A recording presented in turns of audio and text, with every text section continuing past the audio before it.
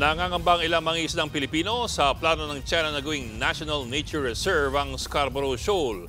Hindi naman daw dyan papayag ang ating militar. Nasa frontline na balitang yan si Brian Castillo. Magkakasamang naglayag sa West Philippine Sea nitong weekend ang mga barkong pandigma ng Pilipinas, Amerika at Japan. Bahagi yan ng ika-11 multilateral maritime cooperative activity sa exclusive economic zone ng Pilipinas. Tiyempo ang joint sale, ilang araw matapos i-anunsyo ng China ang plano nitong gawing National Nature Reserve, ang Bajo de Masinloc o Scarborough Shoal. Yan ay kahit pasok ito sa EEZ ng Pilipinas, sa layong 150 nautical miles mula sa Luzon. Ang mga mangingisdang Pinoy tuloy sa Zambales. Kakaba-kaba kung matutuloy ang balak ng China. Ngayon pa lang hindi sila nakapagtayo.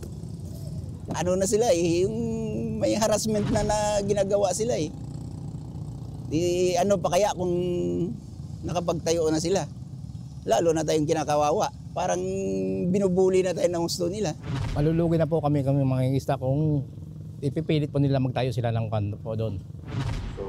Kaya ang Armed Forces of the Philippines hindi papayag sa anumang hakbang ng China para tuluyang makubkob ang Bajo de Masinloc. Your AFP will ensure the integrity of the national territory.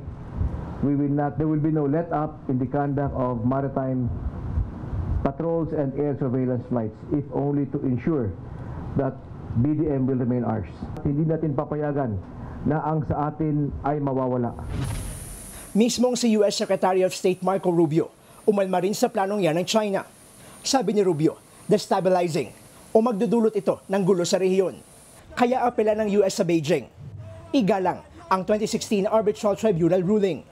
Giit naman ng Chinese Foreign Ministry, matagal nang sakop ng China ang naturang isla at karapatan nilang magtatag ng nature reserve. Maayos naman daw sana sa South China Sea sa gitna ng pag-uusap ng China at ASEAN. Pero dahil anila sa pakikialam ng Amerika, nagkakaroon ng tensyon. Giit naman ng AFP, hindi nagpapagamit ang Pilipinas kanino man. The Philippines does not act as the proxy of any foreign power. We are the proxy of international law in the West Philippine Sea. We are the proxy of the rules-based international order.